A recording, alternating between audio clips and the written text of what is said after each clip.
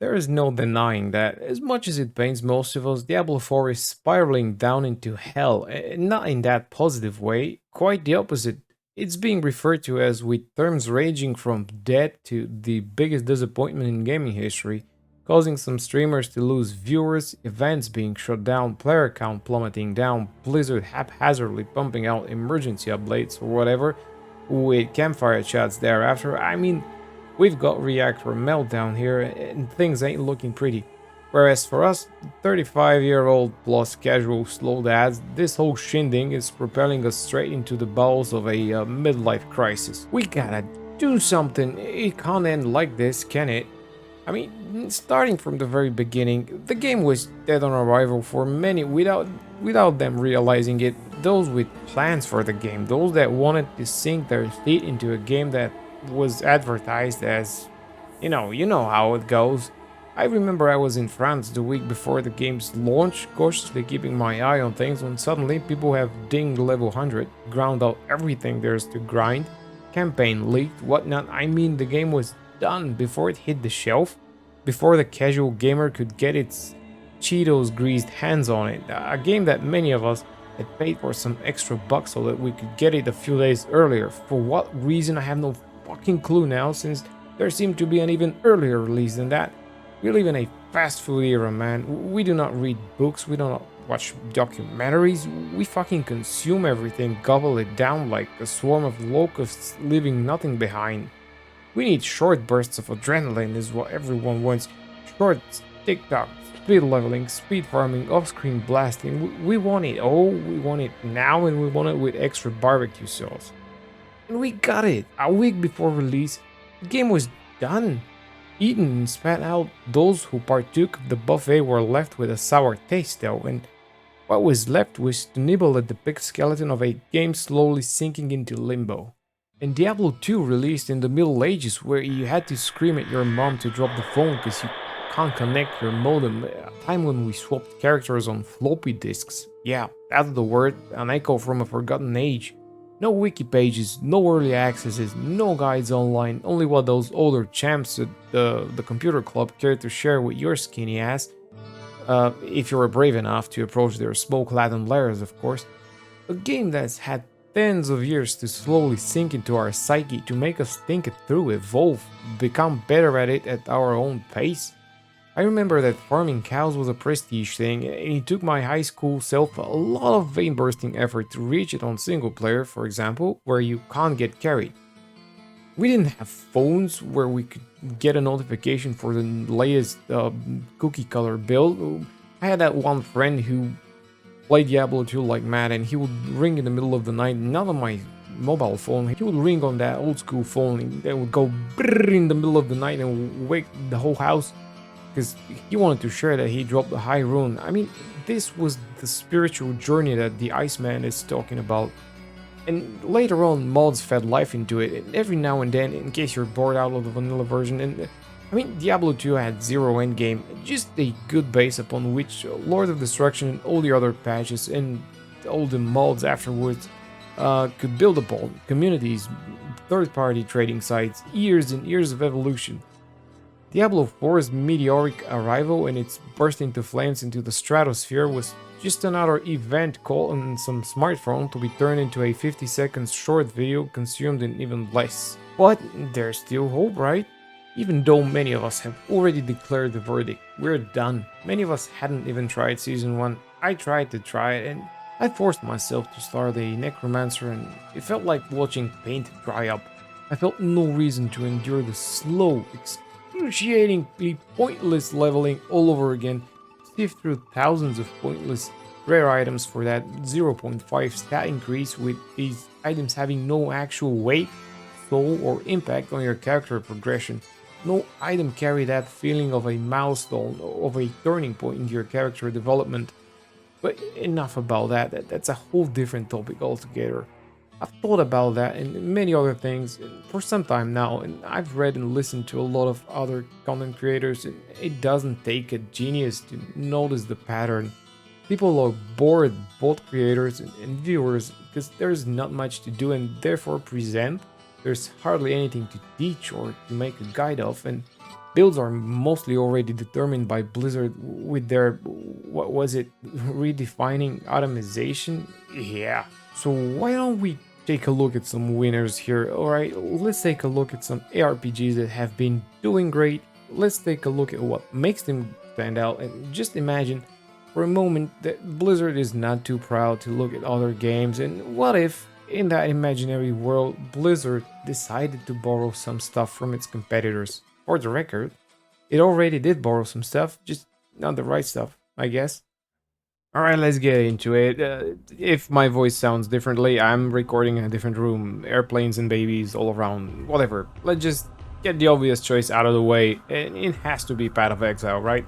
I mean, you most likely see people comparing Diablo 4 to PoE, and it's just the most natural thing ever. Just like Diablo 2, PoE has dominated the RPG world for the last, I was gonna say couple, but then I remembered it's already a 10-year-old game. I've played it during its early beta stages, and that was in 2012, 13, something like that. I don't know. You had only 3 acts, and when it was choppy and non-responsive, and people were claiming how fluid and polished Diablo 3 feels compared to that piece of dry wood.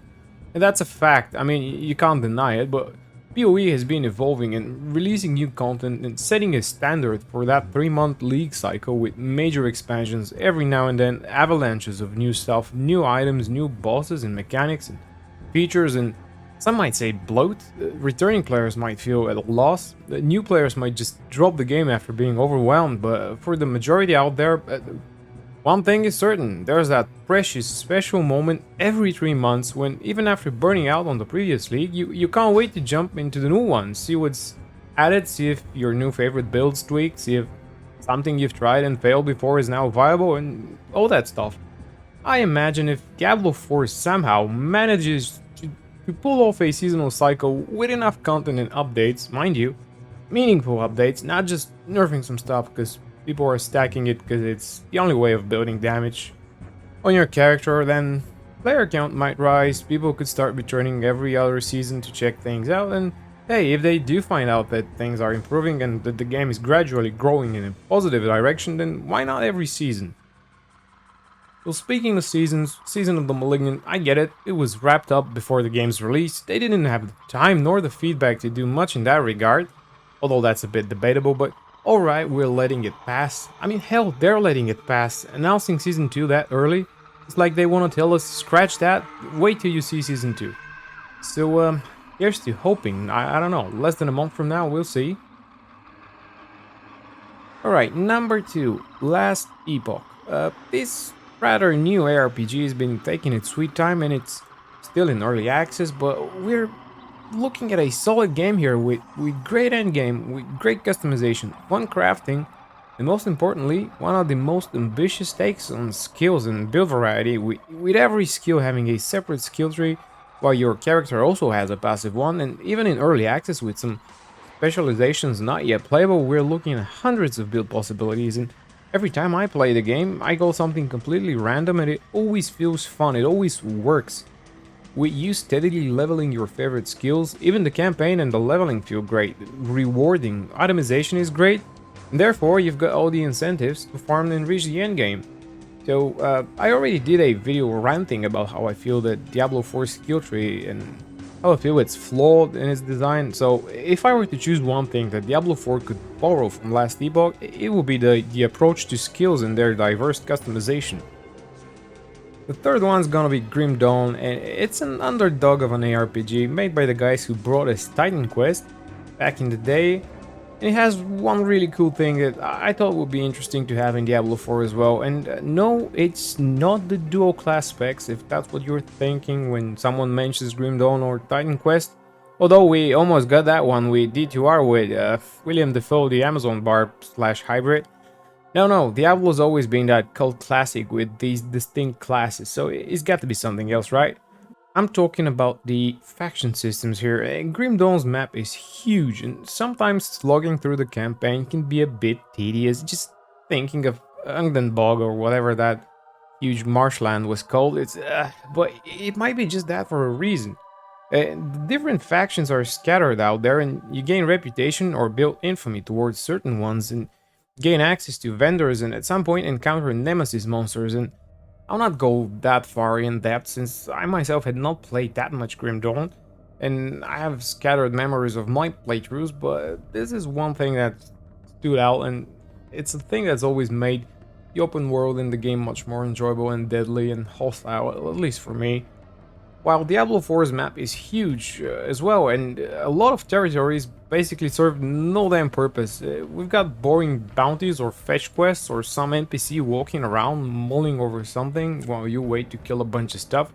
And having something like the faction system in Diablo 4 could spice things up a bit with areas or settlements being hostile towards you, though campaign-wise, I don't know how that could work, but let's say we add more of those with later expansions or seasons and they're not tied to central hubs.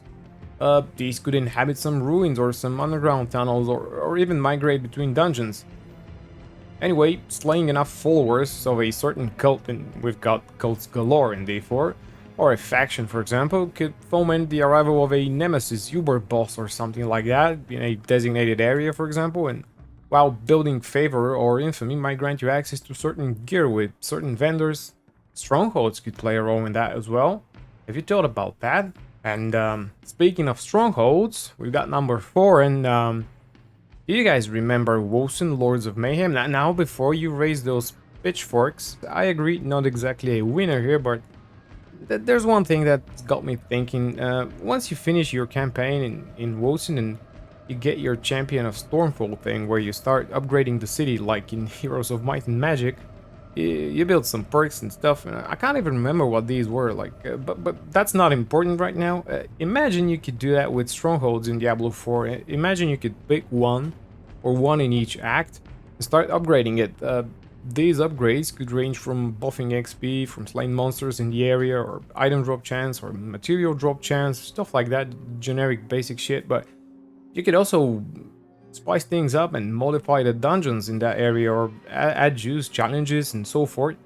You can turn these into a preferred hub, add some social aspects in these. I don't know, but I feel like strongholds are a bit of a wasted potential right now, and you gotta do something with them, right? I mean, apart from giving you some renown when you unlock them in, you know, the waypoint and a couple of dungeons in the vicinity, there's just nothing connected to them gameplay wise.